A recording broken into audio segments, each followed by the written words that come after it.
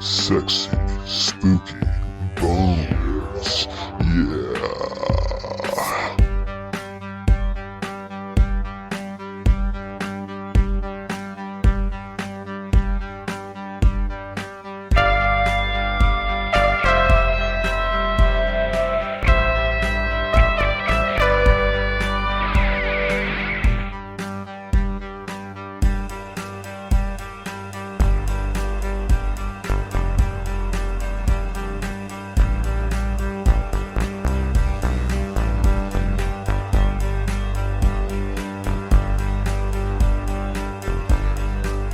Hello and welcome to the Skeleton Boys, a horror movie podcast. I am Rolando. And I'm Johnny. That's something I made up. I want to put it in a movie. You should. It's catchy. Yeah. I've tried to scrub through like history from like the 50s on. Nobody's ever said like, here's Johnny or something like that, you know? Unrelated. I got a piece of mail from Ed McMahon. And I could be a millionaire. Oh, oh, man. I would be so happy to hear that that's been still going on. It's just nobody talks about it. But what is he famous for? I forget what he's famous for. But Ed McMahon sports, right? Yeah. He has all those football games, NFL football games. What is it? Yeah. Game show announcer. Interesting. Oh. It's probably never heard of it. No. Is it like win, lose, or draw, or? No, bone cancer. He did that. So this is our Ed McMahon portion of yeah. Ed McMahon was in the Marines, I think. Did you ever see that? He was a pilot during World War II. Ah, okay. Flags of Our Father. And he sold vegetable slicers in Atlantic City's Boardwalk. I guess he's the guy that invented the mandolin. I'm just kidding. the food processor. Who's that guy? Who Do You Trust is one that he did. Oh, never seen it. I don't know. Did you ever see that thing where at the end of the episode, Johnny Carson's like, "Oh, and have a good night," and they cut to the guests talking with everybody, and Epic Man is doing like a bump off his hand, and they totally caught it. He had a terrible coke problem, allegedly. Yeah. Well, I mean, he fought in the war. Maybe he just had the sniffles. Yeah, we did a bump off his head. Everybody does that.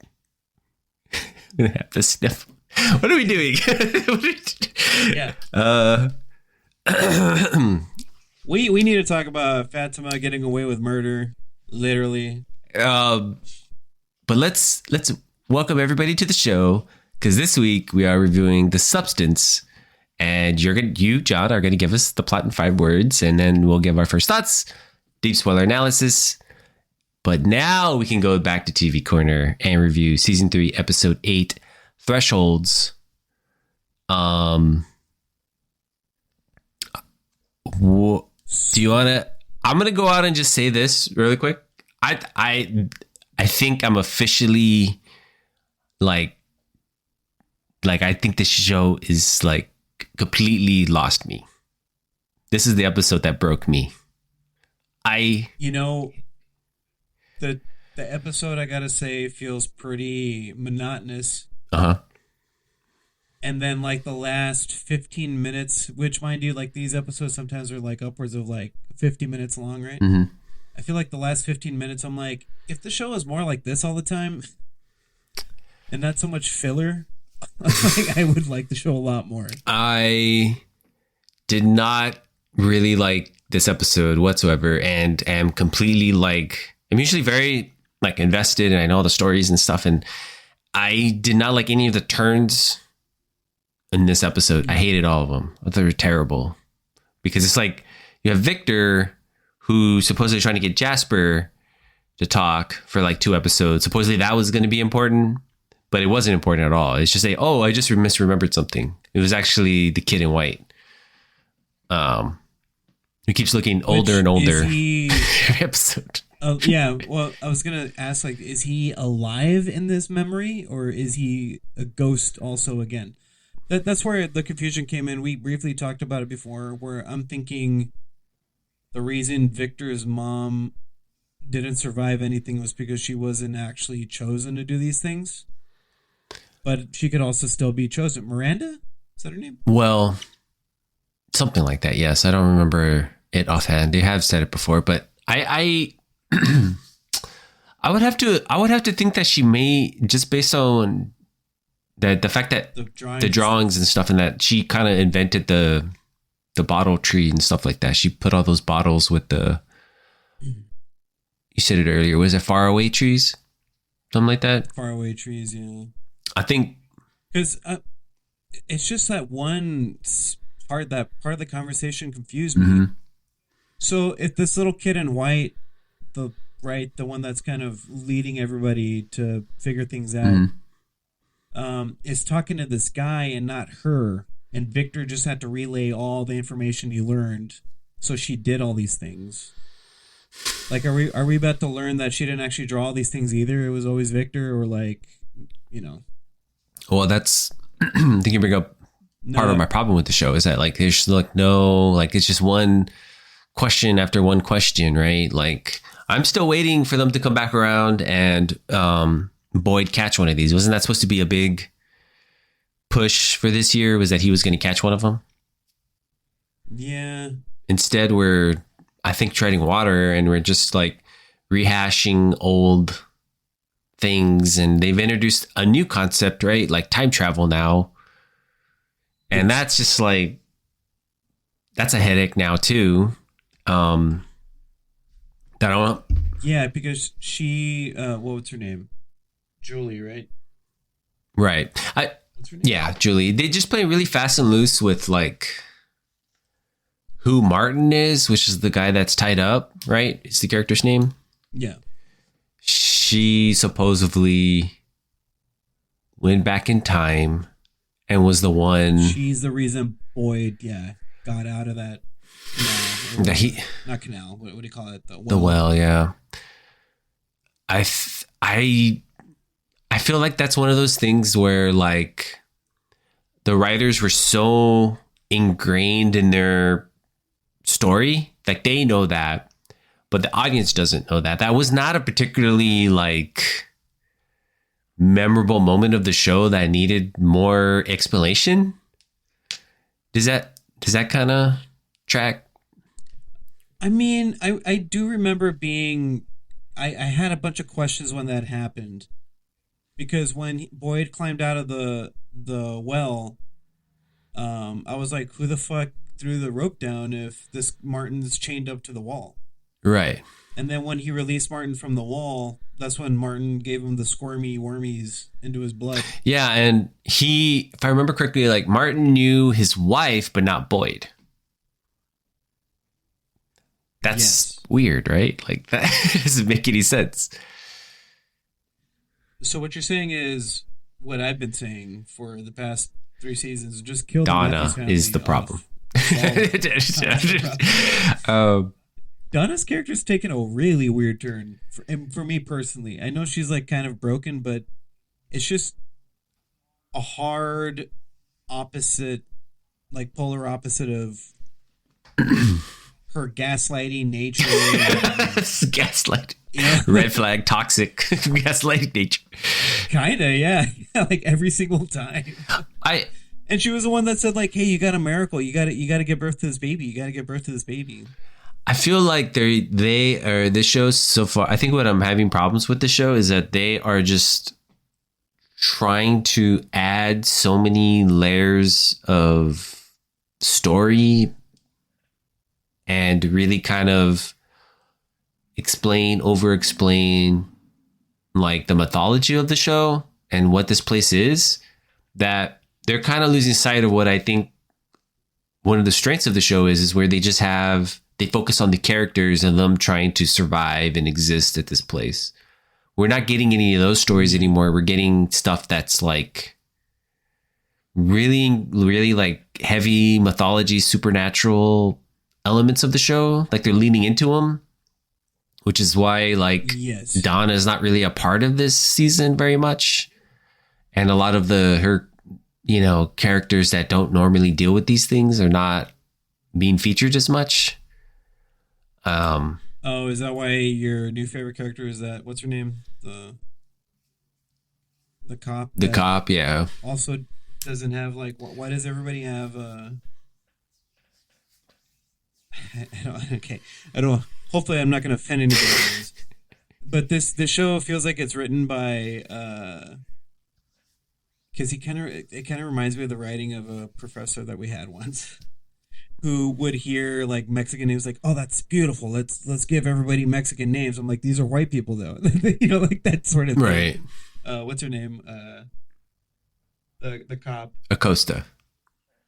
Acosta. Yeah, you get what I'm saying. Like, why is her name Acosta? I think they have completely. I've noticed that they completely telegraphed what they're doing with that character, meaning like she's clearly are setting up that the town is going to turn on Boyd, and she is a cop, right? Yeah. She already had a scene with Kenny. Kenny's always been like a deputy or whatever. Almost seems like, especially now that with Ellis and Fatmia thing happening. Yeah, she's gonna want to kill Fatima. Right. And not only that, but she's going to rat him out because she was told about them and feels kind of betrayed that they didn't come to her sooner. And not only that, but she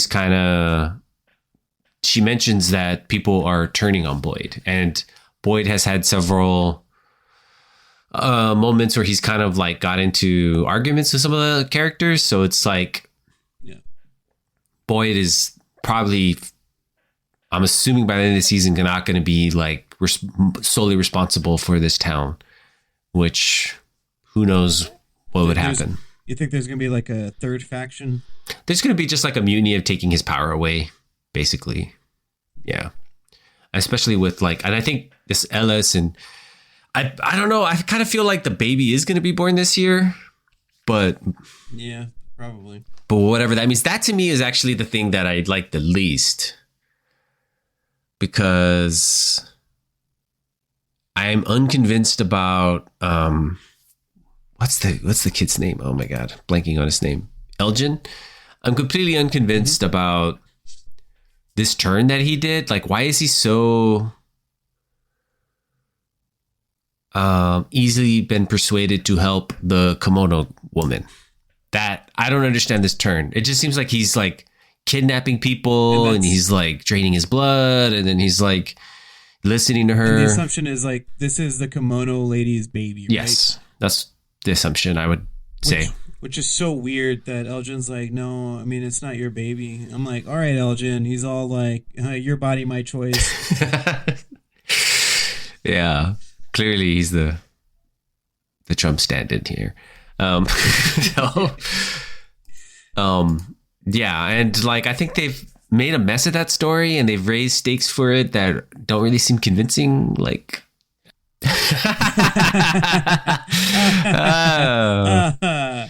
man, that was a timely humor. Yeah. Oh. The internet totally didn't crash, and we were doing a laugh in to restart the recording. Definitely not. Anything else you want to talk about from?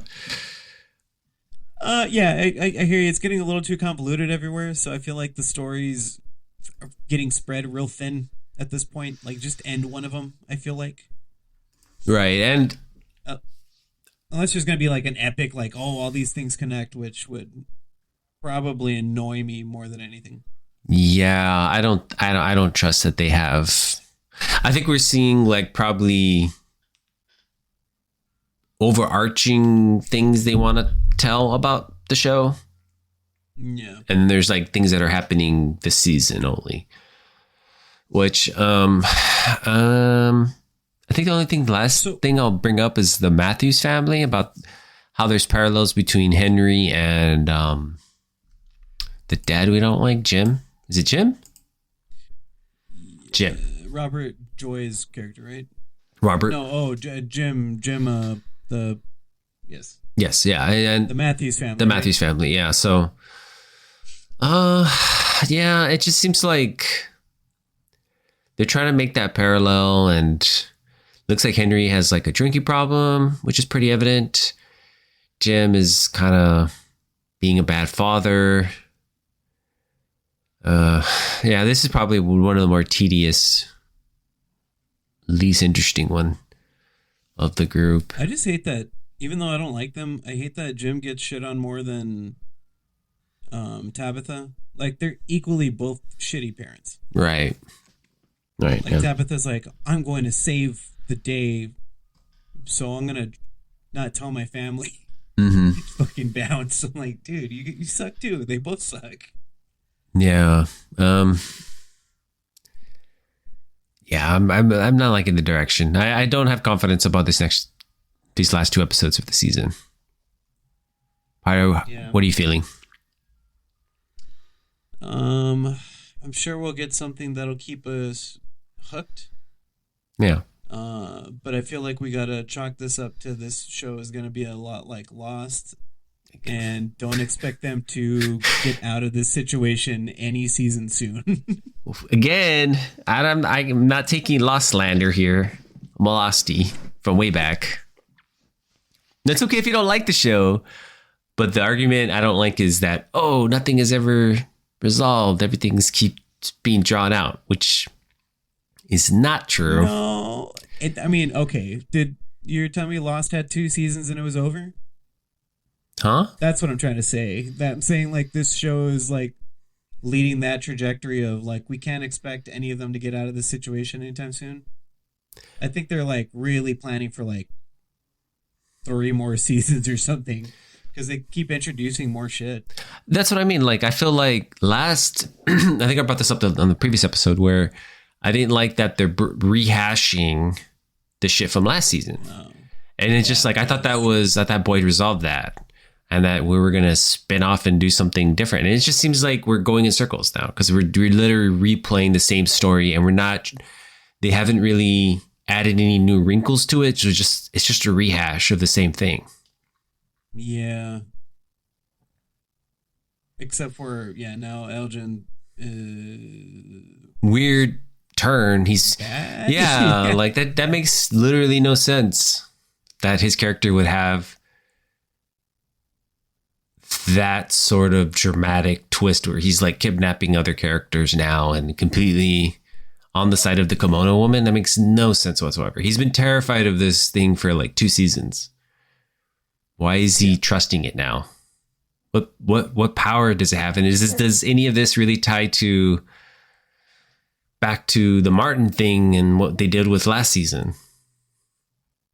And what's the end game there? Like, the only thing I can think of is that this baby's born and Boyd takes the baby, because Boyd did say he was going to get one of them. But that's assuming that the baby that they have is one of them. But we don't know. It's going to be the ghost baby kimono woman. Like, so is the kimono woman part of the ghost thing? Like, it makes no sense, dude. It's just so out there. There's too many things going on. Or, I think it's probably going to be born a boy. And Boyd will take it because he's going to say, like, at least this will be a real son, Ellis. Gender fluid name. That's where the show takes a weird turn where Boyd is like ultra like conservative values. And it goes back to the whole idea that like this show going in circles, meaning like Tabitha got out last season. It was like a big fucking deal. She got out. 3 episodes in, she's we're exactly where she was before. She's doing exactly the same thing. So what the fuck was the point of all that? Just to bring in Henry? That's kind of the only thing that's happened. Yeah, it felt kind of dumb. And then she called her mom, so I thought something was going to happen there, but I guess not. No, nothing. I don't know. Yeah, she made a lot of really stupid decisions. Like, I'm going to borrow somebody's phone. I'm not going to contact anybody I know. Right. And I have Victor's lunchbox. Yeah, pretty much. Like, I'm telling you, dude. I think they just wrote themselves into a corner and then quickly undid everything in the beginning of the season, which is, that's something Lost would never do. I think that the show From is gonna turn into it's like a social experiment where they're like, we're gonna put together some of the dumbest fucking Americans we can find, and let's just see what happens. We're gonna put in one smart guy and one smart woman, and they're gonna break early on because of how stupid everybody is. It's true. So you're saying Ethan is the key to everything? The little annoying boy is little boy. Yeah. I feel like we need a sacrifice. Gonna get fucking picked off by the CIA because they keep wanting this kid to die. He's just kidding. They don't care. Nobody cares about these kids. But yeah. I'm quickly losing stock on this show, man. These last 2-3 episodes have been kind of rough in retrospect because nothing's going on and they just keep adding and not solving anything. And the thing is, like, what we really should be talking about, I think, is the revelation that the Nkui kids are the trees. Oh, right. That's right. That's the big revelation. But it was so, like, just an afterthought with all this other shit going on that nobody really makes heads or tails of it, you know? I just want there to be, like, at least, like, 1 or 2 characters that are just goofy. Like, one guy is going, like, he travels with them, and they're like, these are the faraway trees. And like, yeah, these are the faraway trees. Like, why do you call them that? Because they do this and that. I'm like, oh, I've been shitting in these for, like, months now. Because there's a hole in them. So and I've been wondering, I used to like them because I was like, I think the earth is just swallowing up my poop because every time I look, it's gone. I don't know. Interesting. Interesting, Jim. I've been shitting it for some reason. He's friends with Jim. So they need like a Hugo Reyes. Yeah. Something. I don't know. Yeah. They need Pete Holmes. It's just there. We need Jonah Ray on this show. That's what we need. Yeah. All right. 2 more episodes left. It seems like based on just the titles that it's going to be like a two-parter thing. So we'll see how that goes. I'm not even sure if that's necessary. This whole thing seems to be like a 80-part thing to once. It's pretty flimsy all around this whole thing. So yeah. Some of the top reviews of this episode were, "Are we still watching From?" Or yeah. Somebody's like, "Every time I watch this episode every week, now I feel like I'm pissing away an hour." I'm like, kinda, yeah, a little bit. Yeah. It's feeling very season 2 of Yellow Jackets. Yeah. Yeah, there was hold on IMDb, there was, there was a total of 1.3 or 1,300 reviews, and not all of those are my burner accounts.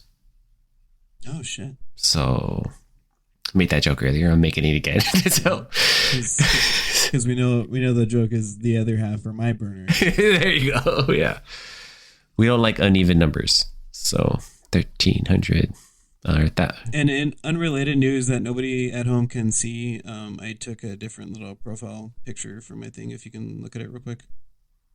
For what? Like top right for Riverside. Where? I don't. It's right next to my username. Not in my big thing, but the people. No, never mind. I don't know how to run in this program. I think it looks different from my side. That's what I'm surmising. Mine's very clean. It just has the 2 video images and. Oh yeah, I keep everything open. Okay, good. Well, all right. That's good info. That's how our waning interest in the show is turned into me talking about something only we can see. Yeah. Okay. All right. Let's go move over to our main review of The Substance. John, do you want to give us the plot in 5 words? Johnny. 5 word plot summary. Rolando, drum roll, please. For 2024's The Substance, a thoughtful opinion on society. It's a Brian Yuzna, or what's his name, joke? Yep, Brian Yuzna. Yeah. Yuzna? Yuzna? Yeah. Fan favorite here. Coming in at number 2, The Substance. Alex Winter's Freaked Got sequel. Yeah, I know. And coming in at number 1 for The Substance, a little political humor. FDA regulations according to RFK. Nice. Yeah. That bookmark that, because that's going to be, it's going to somehow come magically true by the end, sometime this year, next year. All right. The Substance, probably one of the most talked about movies, not only probably in horror, but just in general, because of Demi Moore and it's sort of its topic, Margaret Qualley, and its topic about aging movie stars. What'd you think, John? I liked it. I liked it a lot. I heard a lot of people tell me that I need to watch it because it was, fantastic film. I feel like it was probably a little too long. Okay. Yeah. That's kind of where I'm at with overall. Like, I feel like I would have enjoyed it a lot more if they shaved off like half an hour. Mm-hmm. Because a lot of it felt a little unnecessary, even though nothing against Margaret Qualley, or what? How do you say her name? That's Margaret Qualley is correct, I think. Okay. She was great, but I was just like, I want to see more Demi Moore decrepit and her fucking losing it. So you want less Margaret Qualley crotch shots and upper thigh shots. I did enjoy all that shit because I was like, this is like one long fucking Benny Benassi music video. Right? That's his name, right? The guy that had the push me until I get my satisfaction. Yeah, I think so, yeah. Yeah. Because even the score sounded like that song. Yeah. Yeah, I think that it's a movie that is very like sort of lays out its themes very well and plays them out pretty matter of factly. Like once you kind of get the idea of a, fading celebrity taking a drug to create a younger version of herself, like that's it. That's the whole movie. And of course it just talks about getting old and what that might mean, and like what sort of person would be attracted to this, and it's very vain and superficial. Yeah, because at the core, she is not a good person. Right, she says this much. Yeah, she's not evil. It's just she says that she's self-absorbed. Right. Yeah, like yeah. And you know that I'm not really like a body horror guy or like really kind of a violent guy, though. I thought everything was kind of nicely done. It was cool, yeah. Yeah. It was tasteful, I would say. Yeah, even though it's gross. Like that tail end, which I was half expecting something like that to happen, but not to that scale. It was very well, we'll talk about that later, I guess. But yeah, I mean, again, I really enjoyed the movie. I just felt like there was too much of the middle. Like that second act was too long. Like trim it down. I think. Yeah. Yeah, because it's supposed to be like this. It's satirical. Like everything is satirical, right? It's a satire, right? Because everything's supposed to be really heightened and really like showing you the sort of shiny, sort of like superficial side of like Hollywood and celebrity. and beauty and how that's all temporary. And I think what I'm kind of getting from what you're saying is that like Demi Moore kind of was like the best part of this movie. She like Yes. easily steals this movie because I honestly liked her story a little better than Margaret Qualley's. Margaret Qualley. Yeah. And she didn't, like, again, she didn't do a bad job at all. She was great. It's just her character was like might as well have been like a robot version of Demi Moore because it was just there for one purpose, to be famous. Right. I think they talk a lot about, and of course, I think this is a very like brave performance by Demi Moore because I mean they just show everything, and she's what, like 60, and Still smoking hot, by the way. But yeah. right. Yeah. I mean, I know the point of the movie is not to objectify, but I was like, she's beautiful, and I get that that's the point too. Mhm. Like, she had no reason to do this. Right. Yeah. And it's a very brave, very like just shows why she's probably has been one of the most like important actresses we've had over the last, what, like 30 years, 40 years almost in Hollywood. She's fantastic. Yeah. And it's great to kind of see her now that she's older kind of return, and it's just all the charisma, the power. It's kind of, she's almost has that like Tom Cruise thing where it's like they just have this sort of like star quality to them. Watchability. Yeah. Yeah. Yeah. Like, how to explain it. Yeah. Which I'm and not to like, you know, lessen Margaret Qualley, but it just seemed like, because she's doing great stuff too. You know, Yeah. I don't think I kind of want to almost say every role I've seen her in has been slightly different. She's never really played. She's always kind of getting lost in character work and stuff. Yeah. So she's a really good actress. But I'd have to agree because I was still, despite all that, despite like I feel like understanding the movie, I was still left a little cold by it. I don't know where the disconnect is. I don't know. Because it was an engaging film. I liked it, but yeah, I'm right there with you. There was something about it where I'm like, again, maybe I just thought it was too long, or I'm not sure. Mm-hmm. But I was kind of ready for the film to be over before it was over. It almost seems like this movie's kind of done in 3 acts, right? Like, because they have like 3 specific title cards, and then yeah, it just seems like it's a little slow paced. But I think they want to show you Margaret Qualley's side, meaning the new starlet, hot, sexy young starlet startup. They want to show you all those things to show you how like I think I want to say like they show you those things, but none of it is really like that exciting. That exciting because it's yeah. I mean, I think anybody who's like, everybody kind of understands what's going on, right? Like that it's, you know, they're taking advantage, exploiting beauty, right? And then they're making the classic like almost known thing about Hollywood about how there's like massive sexism between a woman's age and a man's age. And which, by the way, I could not gauge where this was supposed to take place. They don't actually mention it. Mm-hmm. They give it like very Hollywood-esque types of names and stuff.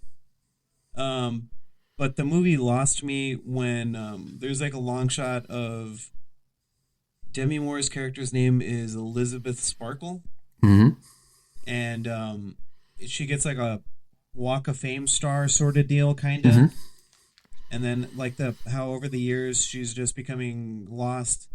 And then it snows. So I'm like, okay, it's not Hollywood. I have no idea where this is at.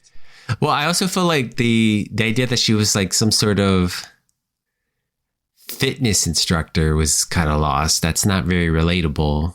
That's like a 80s Jane Fonda thing, right? Like Suzanne Summers' Thigh Master reference. This was giving me like I was half expecting what's her name? Mia Goth as Maxine to pop out of her back. Because it felt very like that movie sometimes. Why don't you like me? Yeah. That's my Mia God. Exactly. That's my Mia God, yeah. So we're saying let's remake this movie with Mia God, there you go. both old and young. I think she. Yeah, the movie's called Pearl. or whatever. Pearl Maxine. But yeah, it's essentially that very kind of classic tale of being exploitive and I guess I do appreciate, though I don't think they're saying anything revolutionary, and I don't know if that was the intention, but I think making the distinction that like how old Dennis Quaid looks in this and how gross he is eating shrimp versus how Demi Moore is treated. Like, this is the end of your career. How his career is not really questioned. It's just sort of continuing no matter what his age is. And Elizabeth seems to feel like hers is winding down because she's reached 50, even though it's funny because Demi Moore is actually 60. So Yeah, she's older than the character she's playing. But yeah, I don't know. It's like the substance part of it, the whole body horror thing where so I guess we should explain, and it's real fast and loose on what this stuff is, because that's right. It's I kind of like that part that they don't explain. It's just like a voice on the phone, and she gets an address. She gets mailed a key card, and she's like subject 503 or whatever. And you don't need to know how this stuff works because they basically show you at the beginning. There's like a weird cold open where they inject a egg yolk. It splits, and the yolk separates into two yolks. Yeah. So you're like, okay, I get this. There's no trying to figure this out. It's very quick. But then, yeah, she takes this stuff. Her younger, prettier self pops out of her back. And then she has to stay. She can only stay young for 7 days. Yes. And you find out later. Is this a spoiler? Not really. You find out later it's because the fluid in the spine needs to like refresh itself for 7 days. Yeah. So like in essence, like Sue needs to kind of, Elizabeth is like the main source of her. Like you could call it like she's like the Matrix. I'm just kidding. She's Jada Pinkett Smith. No, she's. No, she's good. Oh, okay. Don't slap me. But yeah, like essentially, yes, that Sue is like born of her. So, but Elizabeth is kind of like the main thing that keeps essentially both of them alive, even though they make it very clear that they both need each other. That one can't abuse the other because then things happen. And that they are the same person, but it doesn't play out that way so much. Well, see, that's why I think they should have done. Somebody mentioned this, and I thought it was a great idea. That instead of they should have Margaret Qualley and who's her mother, Andie MacDowell, right? Oh yeah, they should have just done Andie MacDowell, and he would have been like, oh, that would have been a believable younger version. But then thinking about it, kind of that would have been cool, right? But it's not about. It would have been like it's better that it's different. Fix the story problem. Yeah, it's it doesn't fix a lot. For one, it doesn't fix the story problems, but also it helps that it's somebody that doesn't look like Elizabeth, because then you're just going to think like, oh, that's her daughter, that's her whatever, because they look exactly the same. Because it's supposed to be an improved version of herself as well, right? Like a perfect version. Once somebody, I don't know why this didn't occur to me, but once I read that somebody compared it to the Dorian Gray story. I'm like, yes, that's exactly what it is. Because she eventually, like, she's essentially, one is kind of being hidden while the other one walks freely and stuff like that. Is a younger version of her, which is... I think what they needed to do also was probably make it like something went wrong in the process. Right. Mm-hmm. Because I felt like it was a little far-fetched that the other version was trying to stay around longer than they should have without understanding the consequence, right? You know, like Like if they care that much about fame, they wouldn't try to mess that up. Mm-hmm. Because even there's like a nurse that the, at the beginning of the film, she's also watching as her billboard, Demi Moore, sorry, as Elizabeth Sparkle's billboard is being torn down, and she's not paying attention, and she gets T-boned and gets in a rollover crash. And again, I think another thing that was important to note is she doesn't get hurt at all, but it's her birthday, and she got fired, and she feels ugly, and she's gonna leave the hospital, and I think the nurse, this a somewhat attractive man, look kind of plastic. Noticeably, Anyway, yeah. yeah, yeah. Is like, oh, one more procedure, and she's like, I thought he said I could go, and he checks her spine, and he's like, you're perfect candidate. I mean, no, you're good to go. And then I think at that point where it's like, oh, she is perfect for this sort of thing. I feel like all the symbolism and like everything you're supposed to read into is so on the nose by that point on. Yeah. Like there's a part at the end too where she literally gets washed away. I'm like, okay. Like, Yeah. I mean, I think that what you're getting at is kind of like when her 7 days is up, Margot Qualley's Sue's character is up, and then we spend time, and Elizabeth comes back, and she feels like she starts behaving kind of like how you assume old people start behaving. They become, lonely. They're at home all the time. You know what I mean? They don't go out. They have no friends and stuff like that. So it's kind of like, in essence, she's kind of feels at that moment like she's trapped, and that Sue's really kind of like her only positive thing that's happened to her. So.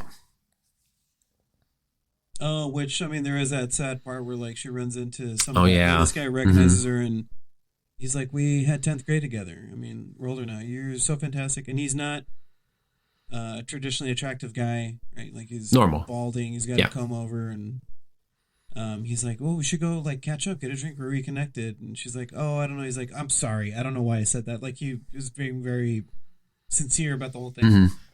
Does she? And then after. Oh no, I was gonna say he's actually attracted to her even at her age. He's not worried about like. Oh yeah, he's very like, oh my god, you're beautiful. And at one point they're supposed to go on a date because she gets pissed that Sue spends an extra couple hours, I think, to get laid. And that's where you start to see that it starts taken away from her, and she starts to age quicker in certain parts of her body. Mm. I think is the idea, right? That she's just taken away what little life she has left. Yeah, I felt like that happened maybe a little earlier. That like it was just that she chose, instead of following up on a guy who was genuinely interested in her and finds her attractive and will be probably interested in her, she chooses to take the substance and have this sort of shallow existence instead. Like she's too coward to actually be real. But she calls him up later in the movie, right? To go on a date after so she sees that parts of her body have aged because Sue spent a couple of extra hours and her finger is all fucked up and old. Mm-hmm. So there's this long scene where she's getting ready to go to some Italian restaurant that he said like, oh, 8 p.m. blah blah blah, and that's when she has that meltdown in the mirror. She realizes she thinks she's ugly, and there's actually a bunch of cool shots. I will give it that too. There's like a lot of great cinematography. Yeah. Where she's about to like leave and she sees in the doorknob her face, and her face looks goofy, like faces do when you look at like that weird perspective, reflective perspective. Yeah. You see that most of the time when you go to a urinal. I know not everybody's gonna know what that's like, but like if you look down at the thing and it's shiny, your face looks all morphed. Mm-hmm. Yeah, which I thought that was great too. She's like losing it, and Demi Moore's just like giving it her all. Yeah. Which I'm wondering if this movie like started hitting really like close to home for her. Like because I know they're not married, but she still takes care of Bruce Willis as Bruce Willis is going through his dementia. Mm-hmm. I felt like she's always been indebted to him, right? Even when she was remarried and to Ashton Kutcher. They had like a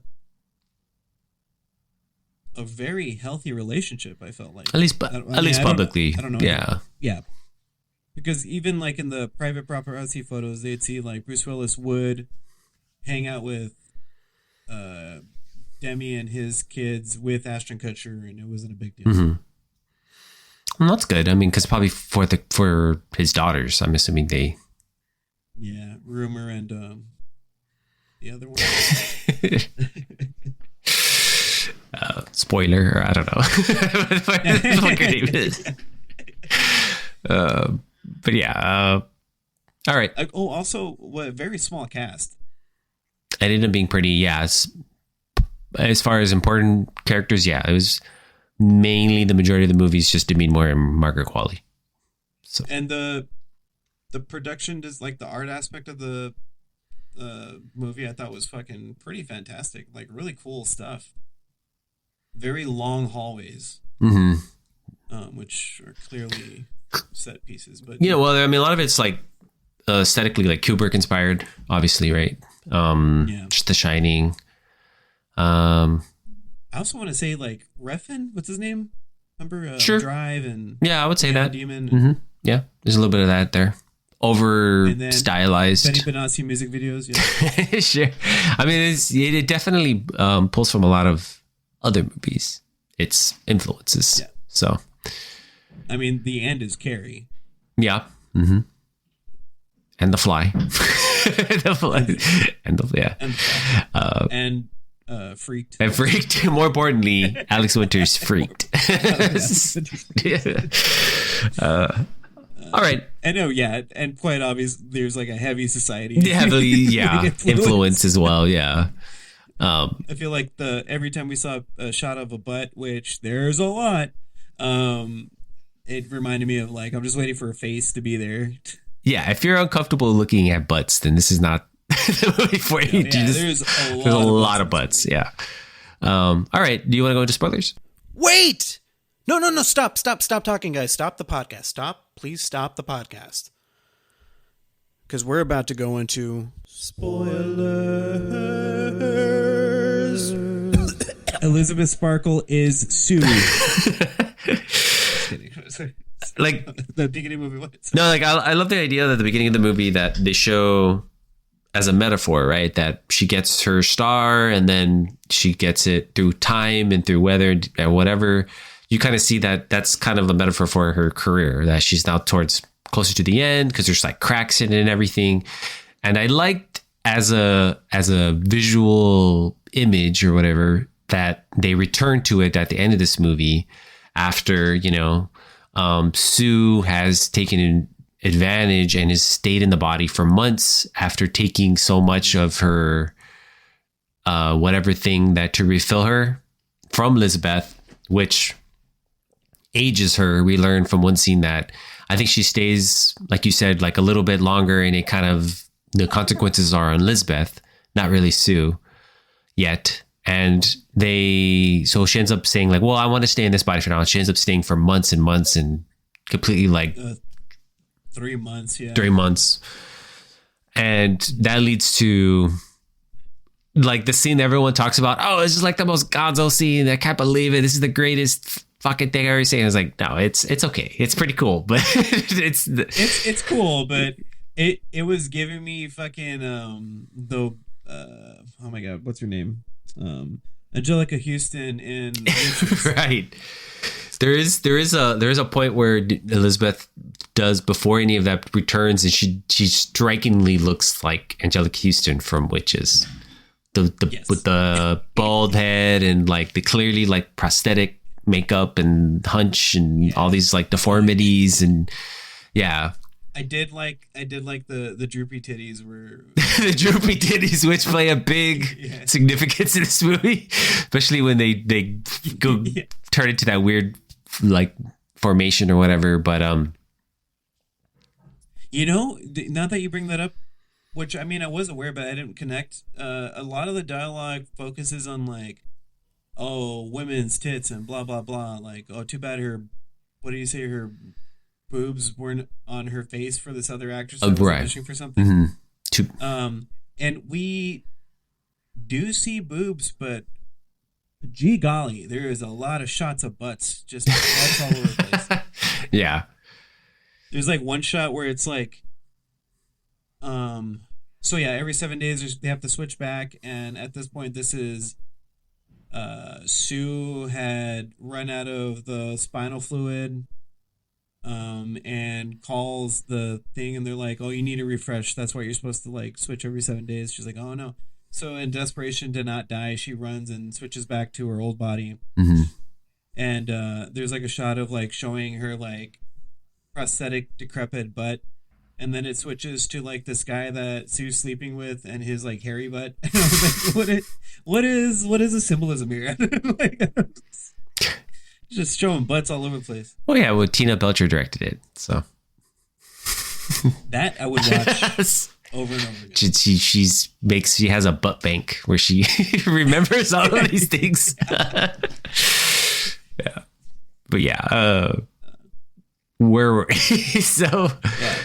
I think Sue's character, and trying to come up with a solution, decides to take the one thing she only was supposed to take once, but there's like a little bit of a vial left, so she injects it. So Sorry. Before we get that far, is that a spoiler? yeah, we're on spoilers. Oh, because we also once Elizabeth goes back and she's very like Angelica Houston and Witches. Right. She is like, fuck this, and there's a needle called Termination. Also, like the packaging for everything was so fresh and so cool looking. Like, it looked like something you legitimately got in the mail and were like, oh, this is fancy. mm-hmm. She's trying to terminate Sue, and then last second decides not to do it. Mm-hmm. But I was confused because like she had already injected most of that shit into her. I think she did it because she still wanted that lifestyle. I think she's the most telling part of that is when she says like, "I hate myself." She says something like that. Yeah, you're the only good thing about me now. Yeah. No, but I mean, she injects the termination fluid and she's almost put the whole thing in. The fuck is that? It's because I'm doing this. Sorry. For context at home, I was giving a thumbs up randomly, and thumbs up thought bubble popped up in my head for whatever reason. Anyway, Riverside FM for you guys. No, but like she injects most of that fluid into her, and then just leaves a little bit in the vial, and Sue's still fine. But do you think that's why she started falling apart quicker? I don't know. Yeah, because she wasn't supposed to use the thing. I guess there's only one shot, but I guess there was enough there where she was able to take it again, and she ends up, births that weird, disgusting thing. Not that part. I'm still talking about Elizabeth. Like Demi Moore is trying to press the termination syringe into her. Like there it goes. How come mine doesn't do that? Does mine do that? Mine doesn't do that. The termination syringe. And doesn't quite pump her full all the way, and then she decides to like try to save Sue by doing the transfer process again. But this time they're both aware. Yes. And they get in like this fight where Sue for some reason has like superhuman strength and is like kicking Demi Moore. She's flying across the fucking room and eventually smashes Demi Moore's head until she dies. But that's not the end of Demi Moore, which I thought was pretty weird. But she's dead. Like old Elizabeth is dead. And Sue is like, well, time to get ready for the thing. So I'm wondering if she didn't have enough stuff in her and if the termination fluid was like killing her slowly. I would say so, yeah. I think it's a poor choice from both sides of her, right? Like she didn't do enough of the termination. They did enough of she only used some of the one shot to make this goopy, gross, society-ish mesh of a person. Like several people, I think, right? Pretty much, yeah. Like Elizabeth was, Pops out of her back. yeah, Elizabeth was like the back, the mouth, and the arms, and she had body parts falling out of everywhere. But there is a pretty fun scene where it's both Demi Moore and Margaret Qualley as that big. What was it called? Monstra Sue or something like that is what they named it. Yeah. Or the title card gave. Mm-hmm.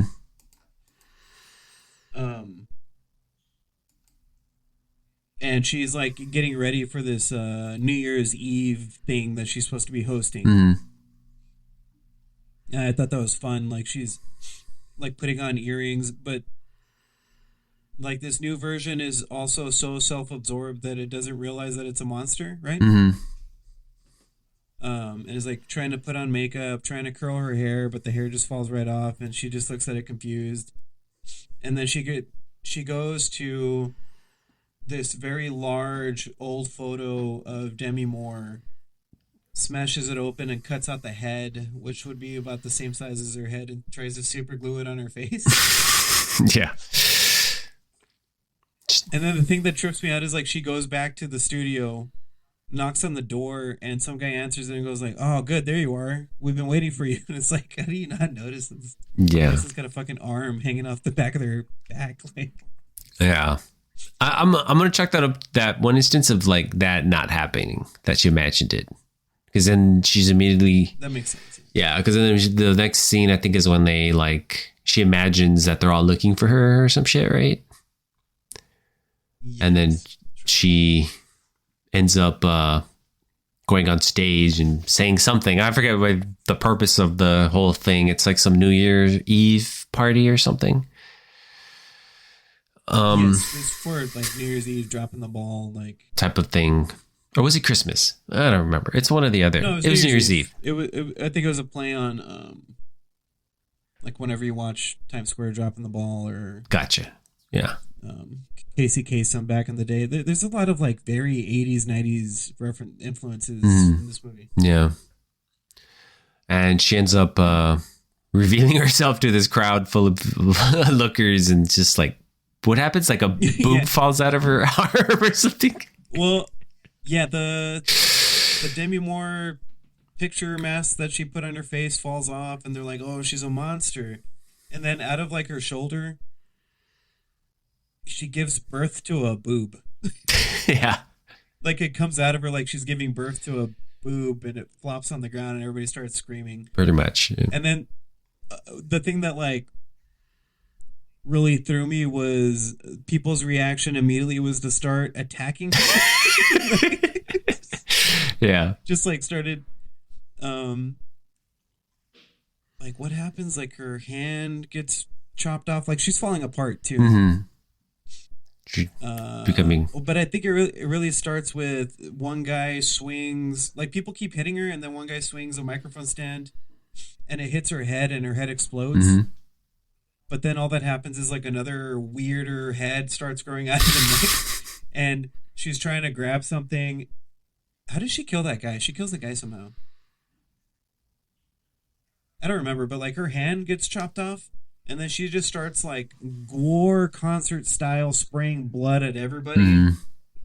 That's what it reminded me of. I was like, this is turning into a fucking Cannibal Corpse music video. Outtakes, yeah. And then they started playing something very death metal-y. Mm-hmm. Yeah. And then I was also like, it was again giving like gore live performance. Yeah. And everybody's covered in blood, and then she eventually makes it out, and she's walking towards her star, right? Yeah, I think we returned to the shot we opened with was like her star, and then she like just collapses and turns into more goo. Yeah, just kind of sort of explodes, and then the Demi Moore face is like a very John Carpenter's The Thing, except without legs, just like me. Yeah. So like her face is always pointing up, but like her whatever is on the back of the face, kind of like hands, but like mushy hands, start crawling towards the star, and she lays on the star, and she feels happy for a second, and then she turns into liquid. Because she's able to look up, right? She looks up and sees what would be our point of view or whatever, and then they sweep her away, and that's kind of the end of the movie. Because she's a washed up star. Get it? What? Goopy washed up. That's what I'm saying. Like a lot of these things were so on the nose. I'm like, okay. Yeah.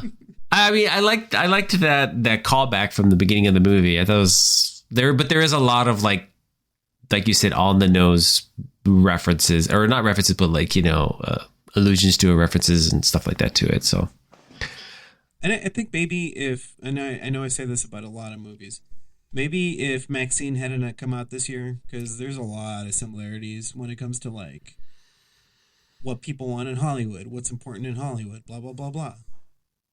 And it's like, okay, we've seen this. We know these. Right. Yeah. I can. I'd rather focus on one of these things being evil, or something. I don't know. Yeah. I see what you mean. Yeah. I mean, it's a set. They're doing kind of like, they're kind of like talking about the same topics, but they're going about it very differently. I would say. Yes. Drastically differently. Yeah. But yes, you're right. It is like about how, Hollywood's evil. Hollywood's bad. Hollywood's superficial. So, yeah. Women are objectified in Hollywood. And I'm like, what? I hate to tell you this, but it's women are objectified in America. Yay! Yeah. And if they had it their way, they'd have even less things, less rights, and things to say. But yeah.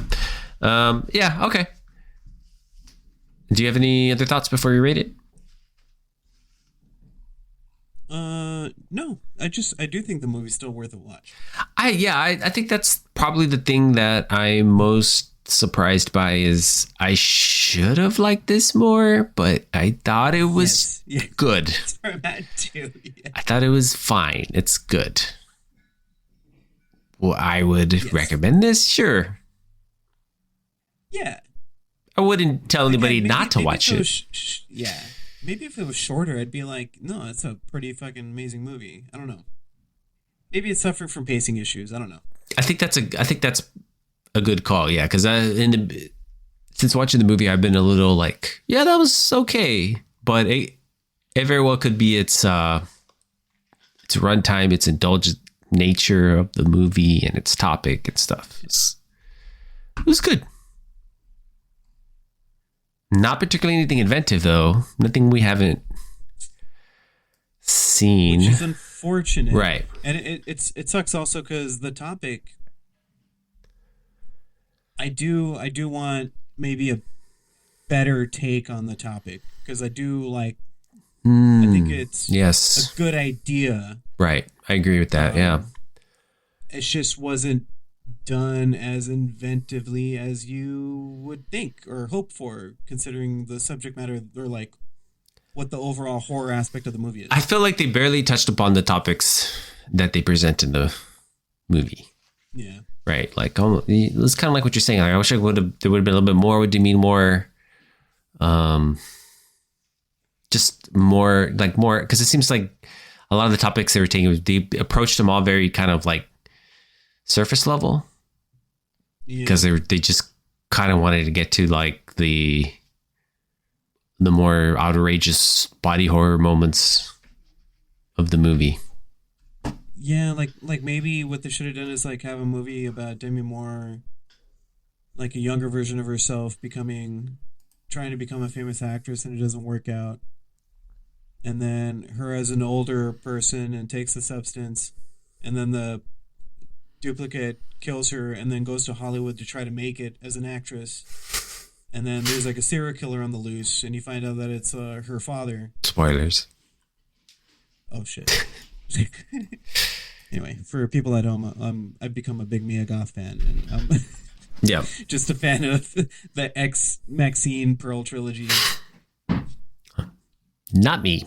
But so alrighty. Why don't we go ahead and rate this, John? How many sexy spooky bones do you want to give it? How many sexy spooky bones will you give it? Sexy bones. Ooh, sexy bones. Well, I know what Johnny.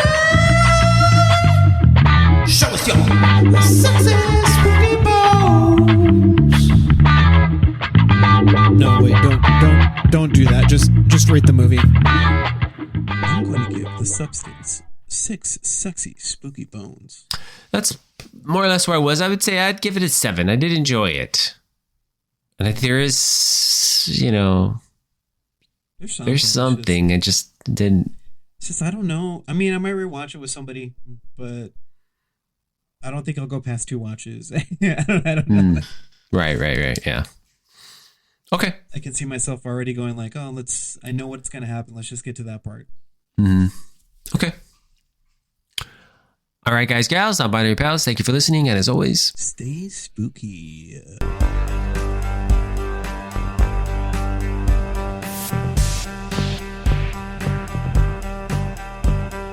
Bye.